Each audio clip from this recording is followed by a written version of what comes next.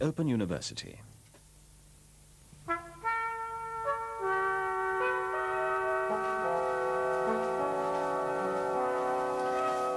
Possums, I wanted to play my role as an observer of the art scene today and look at the just released list of participating artists in this year's Venice Biennale. And all they've really published so far is the countries those artists are born in and the cities they work in. Sometimes they say works between two cities, in which case I counted the cities twice. And that word between is very interesting, works between, that phrase, which you really only encounter in the art world. You don't really read about bankers who work between Frankfurt and London, but they must exist. They are part of this global porous world which everybody now is turning against, or I say everybody, a strong minority in several countries has turned against. And this kind of global citizen, rootless cosmopolitan idea of the artist, which is still very, not just represented in biennales, but actually the point of many biennales, I would say. I think that curators actually are trying to ram this home at a time when they realize that their model of the world is endangered. I think they really want to ram it down everybody's throat, that these are the creative people, this is the creative way to live between, to work between X and Y.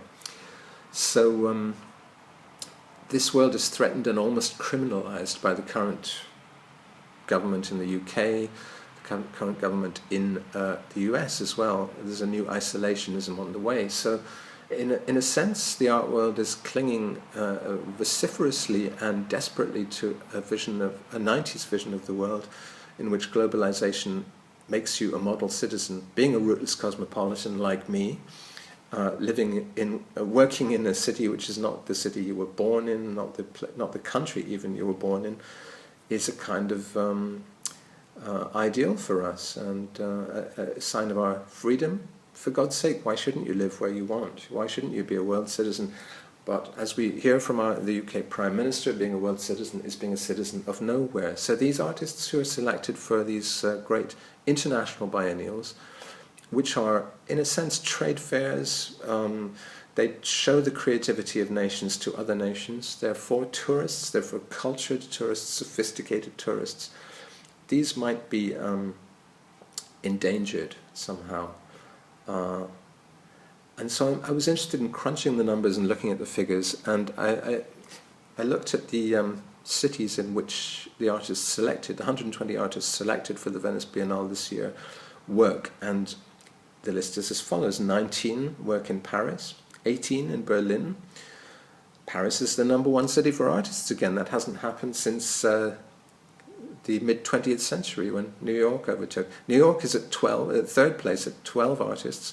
London has 7 artists in the biennial. Beijing has 3. My area, Keihanshin, this Kansai area, has 2 artists. And in fact, could have been almost as many as London, because the Play are in the biennial. The Play, whose exhibition I just saw recently and enjoyed a lot. A group of conceptual artists from Osaka, basically.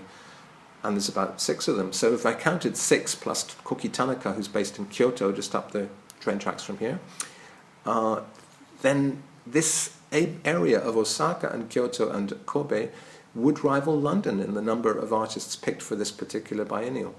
Los Angeles has just 2 artists in the biennial. Shanghai has 1. Milan, there are lots of places with just 1. Glasgow has 1. Carla Black. Lagos, places I've never heard of, like Corfacan. Have to look up, where is Corfacan? Now, I have to say that the curator is a French woman. She is the chief curator at the Pompidou Center. Her name is Christine Massel. So this explains, I think, why Paris is at number 1. It's just basically her Rolodex, her contacts that are in Paris. The interesting thing is to look at the numbers of expats working in those cities. Which of those artists in all those cities are from the countries that the city is the capital of? And here you get some interesting, quite surprising results. Twice as many of the Paris-based artists were born outside France as inside. That's a lot, but it's not as many as Berlin. In Berlin, there are, out of 18 artists, 15 of them are expats. So Berlin you can really see as the center of this cosmopolitan, global citizen artist type. It is the place where artists from all over the world go. And this is why the circles I moved in when I lived in Berlin for my 7 or 8 years were all speaking this international English. They were all from different countries, and they had to use this kind of art world pidgin English, which has been very cleverly dissected in an article I'll link to under this. They all speak this international language, and they are all kind of rootless global citizens of nowhere. New York actually has very few expat artists. Out of 12 artists, only 4 of them were expats. 8 were indigenous, i.e. American-born artists. This might reflect that it's harder to get into New York. You need the paperwork, the passport, the visa. You also need money. New York is a very expensive city these days. It's a sort of a ring-fenced, gated community for the super rich, at least Manhattan anyway. Of the 7 artists working in London, 6 are expats. They're all expats basically, except for Kerith Wyn Evans, who's a Welshman a gay Welshman who lives in London. I know him. Beijing, the Chinese artists, there's 3 of them, they're all indigenous, they're all Chinese. Nobody goes to Beijing to be an artist, or perhaps they do, but they don't get in, they're not at the stage yet of getting into biennials.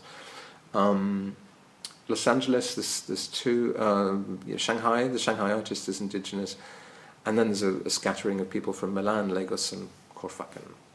I also looked at some other, I got very interested in these stats of indigenous versus expat, and I looked at some other figures, and I had some figures for the Documentas. The 2017 Documenta has not yet released its artists list, and so we can't break it down, but 31 of the participating artists have leaked by being mentioned in the Documenta magazine, and there's a site where you can find those. Of those 31, 6 are working in Berlin, so I think it really confirms that if you put aside the prejudice of the French curator, or rather her natural bias to Paris, Berlin is absolutely the #1 city in the world for contemporary artists now. 5 of those 6 are expats. 1 is German. New York is the next center. There's 4 artists in Documenta this year from New York, and they're all expats. None of them are Americans. The Documenta has a particular global emphasis this year. It has to be said. It's very, very much about going outside the Anglosphere and going outside the familiar cities. 2 are from London in Documenta, but both are Muslims. Rashid Areen, who's born in Pakistan, and is famous for founding Third Text magazine, and Naeem Mohammed. I hope I'm pronouncing his name right because he's my Facebook friend, and he's of Bangladeshi origin. I think he was born in London, not sure. And there's 1 from Glasgow, Ross Birrell, who teaches at the School of Art in Glasgow, which continues to be a powerhouse recognised by all these international art events. So there's 3 artists from Britain, only 1 of whom is indigenously, well, you could possibly 2 indigenously British, depends how you define that. But and then there's 1 from Basel, 1 from New Delhi, Barcelona, Lahore, Lubumbashi, Buenos Aires, Finnmark. It's a very diverse and a kind of spread out biennial. We do have a full artists list, so therefore perhaps more representative statistically for the last Documenta, which happened in 2012. And again, Berlin was sort of triumphant. 26 of the participating artists worked in Berlin, and 20 of those were expats. In New York, it was pretty much rival with Berlin at that point. So New York has declined actually quite notably since just 2012. There were 25, of which 14 were expats. Paris had 14 artists in that earlier Documenta, 11 of whom were expats. London had 7 artists, 5 of them were expats and 2 indigenous.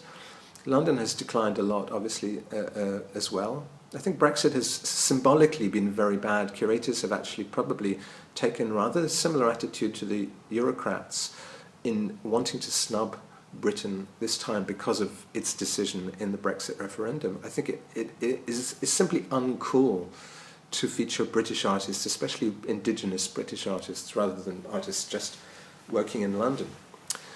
And that Documenta also had just one Japanese artist, that was Shinro Otake, and it had one Scottish artist, Susan Phillips.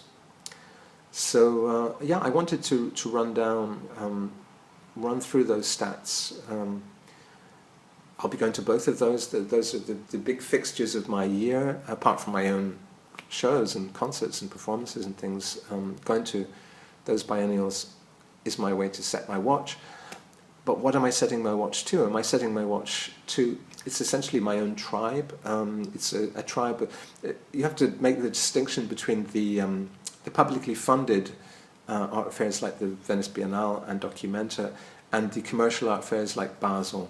I don't go to the, or even Frieze, you know, I don't go to those quite as regularly as I go to the more serious and high-minded, and therefore also obviously kind of propagandistic biennials. And I think it's fair to say the German government will keep funding things like Documenta, because the German government is really behind the idea of a global Germany, the idea of creativity and Germany being a home to global creativity. They even have been inviting creatives from Britain to go to work in Berlin after Brexit, you know, in a sort of spirit of triumph that they can... Because, of course, what I believe, as someone who believes in creativity, I believe that creativity is the engine of production, it's the engine of innovation, it's the engine of technical mastery. Of course it is, and of course these things require, and this is why they require people from all over the world to come. People who are good at what they do have to be headhunted and brought in and, you know, internationally moved around. It has to be freedom of movement for those people. This is why all the tech companies in America are suing the US government right now, what are we, 2 weeks into the presidency, for this restriction at airports and at all the entry points to the US, restriction on foreign people coming in if they're from particular countries. Syria being one of them, and of course Steve Jobs, who founded Apple, was of Syrian extraction. His father was Syrian. I think both his parents were Syrian. And of course, the pretext for this block, that these people are potential terrorists, is ridiculous, because nobody from any of the listed countries has ever committed any act of terrorism on US soil. It makes no sense, but it's a symbolic, a tokenistic gesture for redneck middle America, just as Brexit now being on every party's agenda, well, the two main parties' agendas in Britain, without exception, Labour not resisting it at all, is symbolic of a capitulation to a certain population within the UK. But this capitulation is very dangerous, because it will have economic consequences down the line. There will be a falling off in creativity and research, in academic distinction. All these things will happen. It's not that they might happen. They will happen now, because creativity is the absolute lifeblood of human inventiveness, the human capacity to adapt to changes in our environment, changes in our own trajectory. These things come from creativity. They come not just from artists. Artists are doing a kind of free play of creativity just to demonstrate that it's important. That in itself is important, to show that to play in this kind of serious way that artists do is really about going into the essence of making things and of experimenting and brainstorming and all these things. I mean, for me, these things are taken for granted and obvious, but you do have to keep pushing them. You have to make defences of poesy, as Sir Philip Sidney would have put it. You have to keep pushing the point of creativity. I mean, I'm living here in an industrial area. I really like the cheapness of this city, which allows me some freedom. And I like the industry of this city and the no-frills nature of Osaka. You can hear workyards, shipyards, goods coming in from China, tourists very close by here, most of them coming in from China, because China is the productive country just now, the creative country just now. one of the most creative countries just now, and is deeply concerned, of course, by the sounds coming out of the Anglosphere. But I also like the city. I like this area of the city because there's a theme park nearby in which buildings, actual physical buildings, have been constructed according to the dictates of the imagination of people who, when I was a student, when I was growing up in Edinburgh, would have been sitting in cafes scribbling. People like J.K. Rowling. There is a building that came out of J.K. Rowling's imagination, which I see on the horizon on one side of me. On the other side of me, I see IKEA, which is again a product of people's imagination. It's a product. This store, for instance, comes from IKEA, product of Swedish designers' imagination. So it's all around as the products of the fertile human imagination, and I'm on the side of that stuff, and I think it's a kind of crazy and irrational world in which we lose track of the importance of that, and we lose track of what creative animals want for the world, what people who gather in cities from all over the world, cities like Berlin, want the world to be like. At the moment that is on the back burner, it's been downgraded, it's almost been criminalized.